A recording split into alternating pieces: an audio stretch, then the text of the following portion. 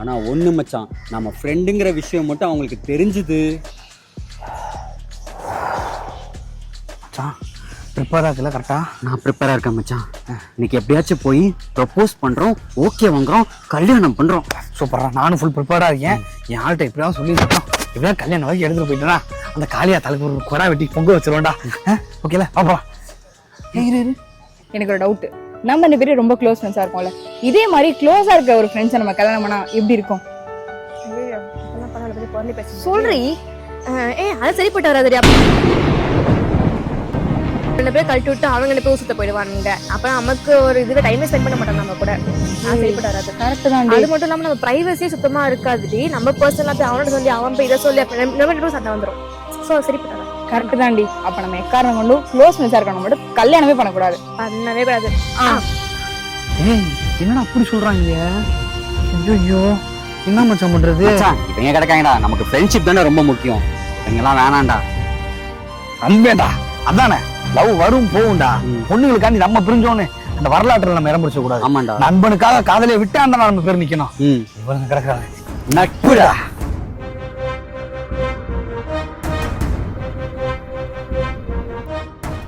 பார்த்து பழகிய நண்பர்கள்தான் சில சமயங்களில் துரோகியாக மாறுவார்கள்.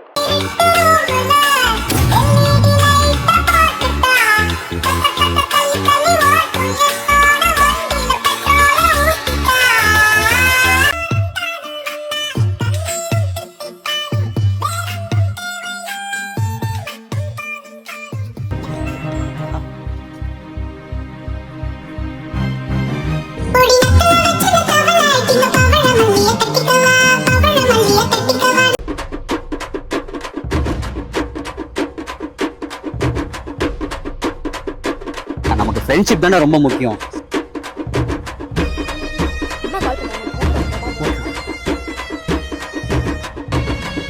நண்பனுக்காக காதலியை விட்டாண்டா நம்ம பேர் நிக்கணும்.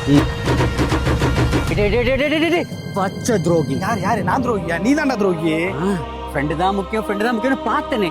இறகை போலே அழைக்கிறேனே. அப்பா இவர் மட்டும் நான் நீ தான் ஃப்ரெண்டு டைலாக்லாம் விட்டேன். அங்க போயிட்டு இருட்டு ரூம்ல எல்இடி லைட்டை போட்டேன்னு. அந்த எல்இடி லைட் போட்டாலும் நீங்க இருட்டா தானே தெரியுவீங்க. அப்பா ஆனா உன்ன மாதிரி ஒரு துரோகியை நான் பார்த்ததே கிடையாது. துரோகத்தை பத்தி நீ பேசாத. ஏன்னா பக்கமா நீ டைலாக் பேசணும். நண்பன், நட்பு, இலக்கணம் என்னென்னமோ சொன்னியடா. டேய் போடா. சரி, நீயும் தப்பு பண்ணிட்ட, நானும் தப்பு பண்ணிட்டேன். என்ன பண்றது? எனக்குலாம் வேற பொண்ணு கிடைக்காதுடா. அப்புறம் என்ன பண்றது? ஓகே பண்ணி போயிட்டு இருக்கு. சரி, எப்படி ப்ரப்போஸ் பண்ண?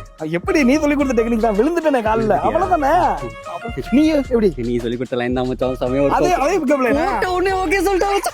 அவங்க முட்டாளா இருக்க வரைக்கும் நம்ம விளாண்டுக்கலாம். ஆனா ஒன்றா இவன் லவ் பண்ணும்போது தான் அவளை பத்தி தெரியுது. கொஞ்சம் கொஞ்சமா அவளோட ரியல் கேரக்டர் கொஞ்சமா புரியுது. ரொம்ப கோவக்காரியா இருக்காடா, எல்லாத்தையும் அழுகை சாதிக்கிறாடா. அங்க எப்படி இவனும் கொஞ்சம் டாக்ஸிக் தான் மச்சான். இவங்க எல்லாம் அப்படித்தானே இருக்காங்க. ஆனா ஒண்ணு, இப்படி கொஞ்சம் தள்ளி நின்னே பேசிப்போம். ஏன்னா ஒட்டி நின்று பேசி நம்ம திக் ஃப்ரெண்ட்ஸ்ன்றது தெரிஞ்சா என்ன செய்யறதுன்னு தெரியல. ஆமாண்டா, அந்த ஃப்ரெண்ட்ஸா இருக்க. ஆமா, கல்யாணம் வரைக்கும் கண்டிப்பா எடுத்து போயிடணும்டா. உடனேடாதரா ப்ளீஸ். இன்னையில இருந்து நீ யாரோ நான் யாரோ நண்பர்கள் தான். ஆனா கொஞ்சம் தள்ளியே இருப்போம். அவங்களுக்கு தெரியாம பாத்துக்கிறோம். நீ போடா. துரோகிடா. போலாமா? ரொம்ப மிஸ் பண்ண வேண்டி. வீட்டுக்கு வரலாம்னா வீட்டுக்கு வரலாம். சரி ஓகே பாய். Bye bro. அங்க போலாம். நம்ம ஃப்ரெண்டுங்கிற விஷயம் மட்டும் அவங்களுக்கு தெரிஞ்சுது. அதுக்கப்புறம் நம்ம ஃப்ரெண்டாவே இருக்க முடியாது. அதனால ரகசியமாவே இருக்கும்.